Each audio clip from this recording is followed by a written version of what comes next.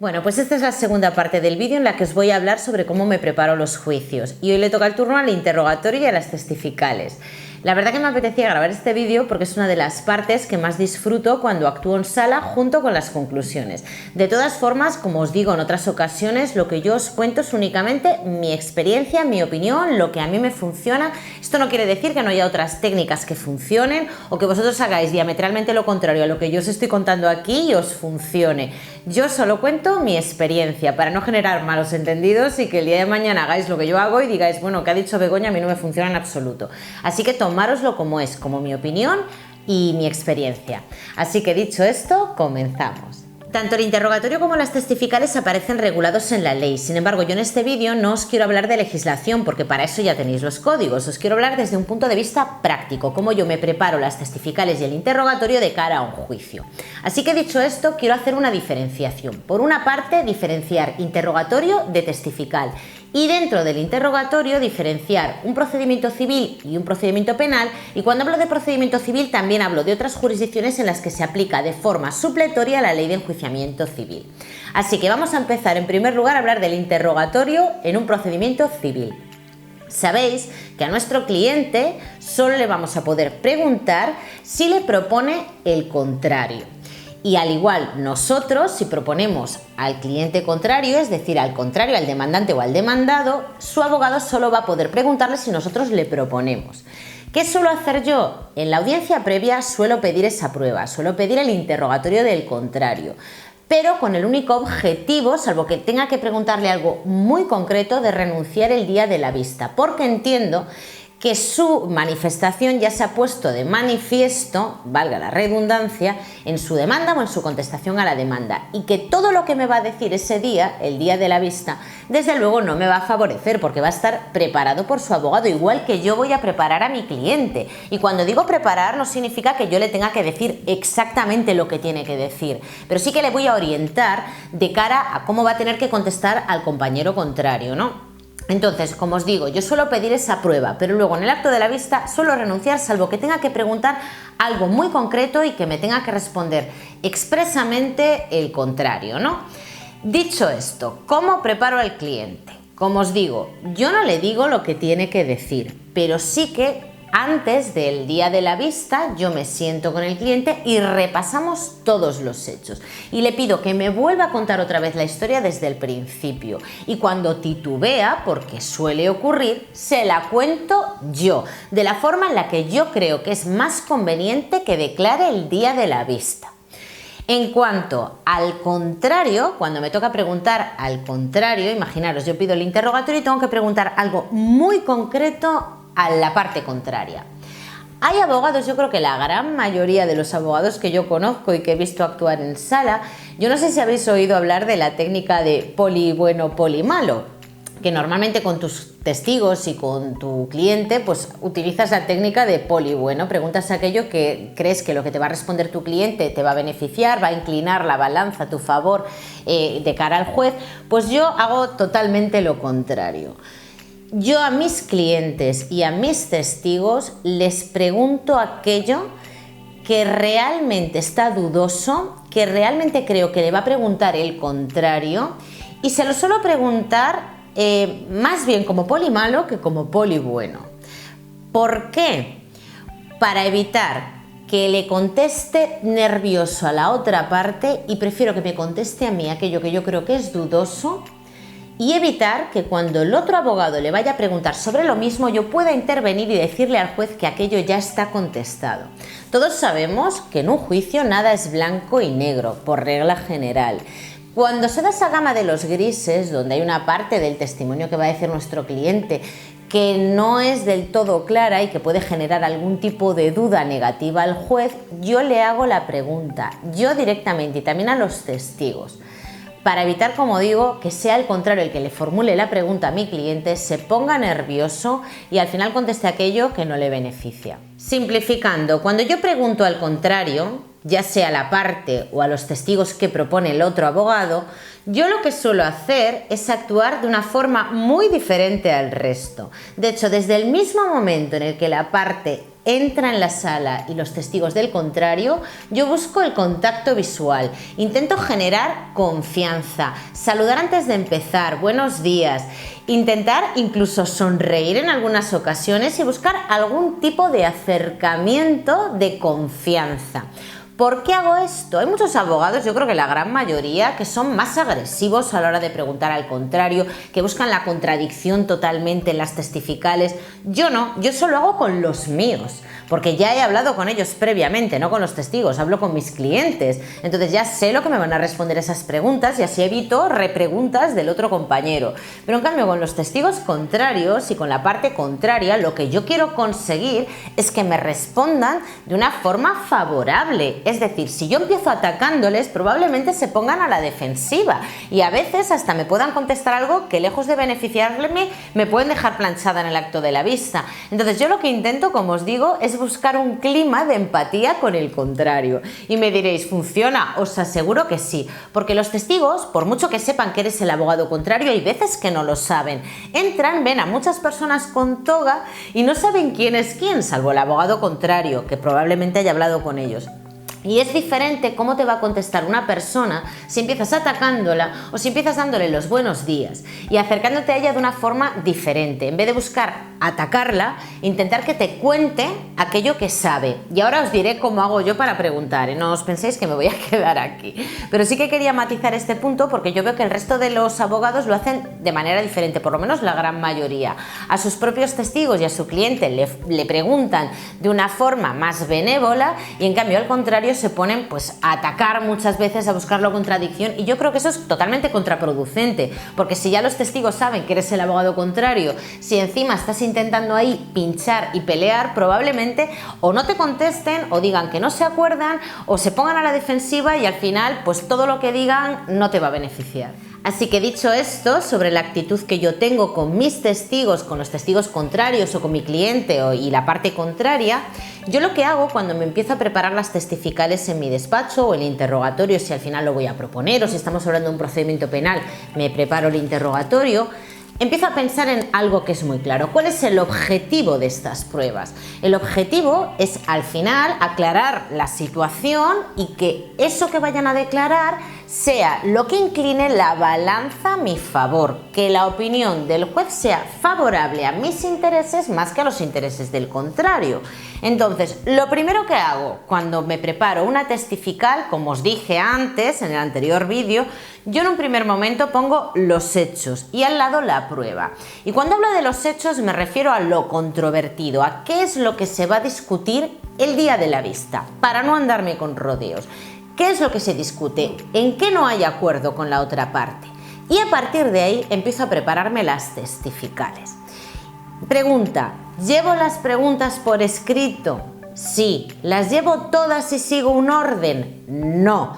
¿Por qué? Porque yo creo que un interrogatorio y una testifical tiene que ser algo dinámico. De lo que se trata es que la parte hable con nosotros. Está claro que yo llevo un guión, porque se me pueden olvidar muchas cosas, llevo lo importante apuntado, pero también es cierto que yo no sé, me puedo anticipar a saber qué es lo que puede decir el testigo contrario, pero no tengo por qué saberlo. Hay veces que va a responder una cosa y hay abogados que lo que hacen es llevar todas las preguntas por escrito y barajan posibilidades. Si me dice esto, le voy a preguntar esto, y si me dice esto otro, le voy a contestar eso, y al final lo que se genera es un clima pues de silencios incómodos en el medio, de que hay veces que se pierde el abogado con las preguntas. Yo creo que lo importante es llevarte muy bien preparado el asunto, que en el momento en el que te sientes el día de la vista allí, nadie, absolutamente nadie sepa más de ese procedimiento que tú. Te tienes que conocer bien todos los hechos, por eso siempre os insisto en que es muy importante hablar con nuestros clientes.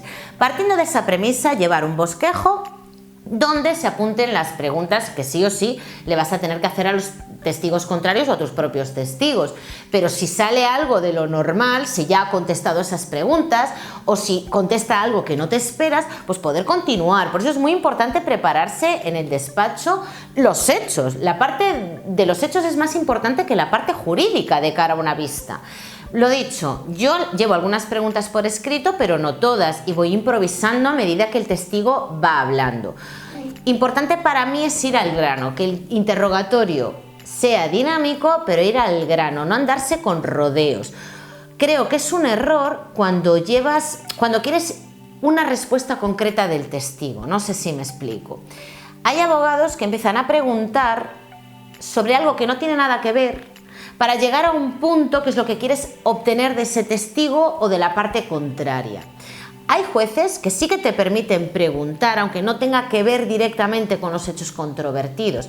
Pero si me tienes a mí de contrario, te aseguro que a la primera pregunta voy a interrumpir para decir que esa pregunta no guarda relación con los hechos controvertidos. Y encima eso va a generar que te pongas más nervioso si el juez admite lo que yo estoy diciendo en ese momento. Porque hay mucho abogado que no interrumpe. Yo soy de las abogadas que interrumpe como vea que la testifical no va de acuerdo a la ley, es decir, estás induciendo al testigo a que conteste algo, estás haciendo valoraciones sobre la testifical.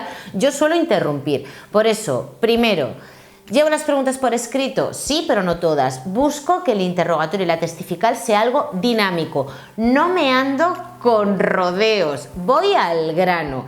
Y si no puedo ir al grano, porque esa pregunta ya la hizo el contrario, me busco la forma para llegar ahí. Pero no hago un rodeo de 17 rotondas antes de hacer la pregunta, porque corro el riesgo, como digo, que el juez no me deje seguir preguntando y me quede sin la respuesta que estoy buscando, o que bien el contrario interrumpa mi interrogatorio y encima pues ya me pierda y no sepa por dónde seguir. Algo que no falla de cara a una testifical y de cara a un interrogatorio es la regla de menos es más.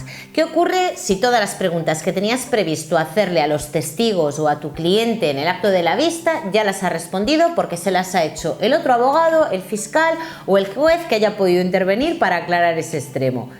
Pues no preguntes nada más, si es que no es necesario que hagas preguntas por hacer preguntas. Y si eso te compromete de cara a tu cliente porque ve que no estás haciendo ninguna pregunta, es tan fácil como que le expliques el procedimiento y cómo se va a desarrollar la vista, que es lo que hago yo con mis clientes. Explicarles que a lo mejor no hago ninguna pregunta o no les formulo ninguna pregunta porque ya se han hecho todas esas preguntas. ¿Qué necesidad tengo de cansar al juez cuando lo que yo quiero es que luego me dé en el trámite de conclusiones la posibilidad de aclarar eso que el cliente o el contrario o los testigos han dicho en el acto de la vista?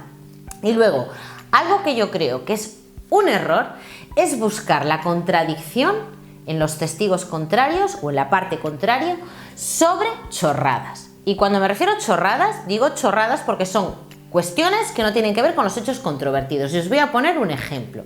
Imaginaos un testigo que en fase de instrucción declara que a las 4:30 del día X ocurrieron tales hechos. Y el día del juicio, en lugar de decir a las 4:30, insisto, que ese dato no sea controvertido, dice después de comer o a primera hora de la tarde. Y ahí tienes algún abogado que empieza a insistir sobre eso y a dejar entrever que ese testigo está mintiendo porque hace 2 años declaró en fase de instrucción a las 4:30 y ahora está declarando a primera hora de la tarde. Por el amor de Dios, o sea, no busquéis la contradicción en tonterías, buscarlo en lo importante, pero en las tonterías no perdáis el tiempo. A ver, esto es mi humilde opinión, de verdad, tomadlo como queráis, pero para mí me parece que son ganas de cansar al juez y de predisponerle de forma negativa a todo aquello que estamos diciendo nosotros. Creo que lo importante en una vista y en una testifical es centrarse en lo importante, en lo controvertido y no perdernos por derroteros que no nos llevan a ningún sitio. En cuanto a la forma de preguntar, ya os hacía un anticipo al comienzo del vídeo. Yo diferencio procedimiento civil de procedimiento penal. Si se trata de un procedimiento civil, yo el interrogatorio del contrario lo pido únicamente al objeto de que se le tenga por confeso en el caso de que no quisiera declarar en el acto de la vista.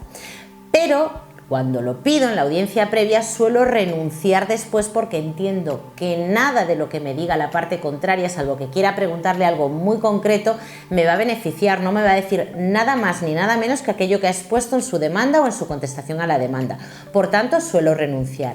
Si se trata de un procedimiento penal, yo diferencio si actúo de acusación particular o si actúo de defensa. Si actúo de defensa, yo con mi cliente suelo ser polimalo. Les suelo hacer aquellas preguntas que no le pueden beneficiar tanto, que sean más dudosas para evitar que el compañero le repregunte sobre esa cuestión y mi cliente pueda titubear y ponerse nervioso. Entonces ya le pregunto yo directamente aquello que quizás le puede perjudicar antes que se lo pregunte el contrario.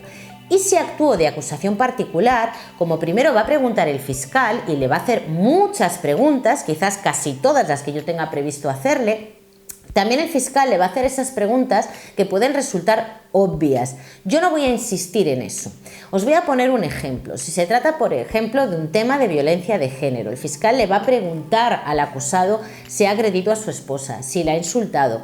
Obviamente, el acusado va a responder que no. Cuando me toque a mí preguntar, yo no voy a volver a insistir sobre esas preguntas porque ya sé que me va a decir que no, por mucho que intente buscar la contradicción en su testimonio. Entonces, ¿qué suelo hacer yo? Preguntar sobre los hechos controvertidos, pero quizás de una forma más indirecta y, como siempre os digo, buscando el acercamiento, la complicidad con el contrario, aunque parezca difícil. No pregunto de forma agresiva, no suelo ser demasiado incisiva y os voy a poner un ejemplo real. Un acusado en un tema de violencia de género le había contestado que no al fiscal a todo aquello que le preguntó, que no había agredido a su esposa, que nunca la había insultado, que nunca había habido violencia sobre su esposa en ningún otro momento. Cuando me tocó a mí preguntarle, yo sabía las personas que estaban antes de la discusión, que esa persona sí que reconoció que había habido una discusión, y qué personas estaban después. Entonces yo le pregunté sobre las personas que habían estado después de esa discusión. Y el acusado me comentó que estaba su esposa, sus hijos y la familia de ella. Entonces, cuando me preguntó eso, o sea, cuando me contestó eso, yo no llevaba esas preguntas por escrito porque no sabía que me iba a contestar eso. Entonces yo le pregunté, ¿y por qué estaba la familia de su mujer? Y él dijo, para defenderla. En ese momento él ya se puso nervioso y titubeó. Claro, porque ya se había caído en su propia trampa. Al decir defenderla, nadie puede ser defendido si no ha habido previamente un ataque.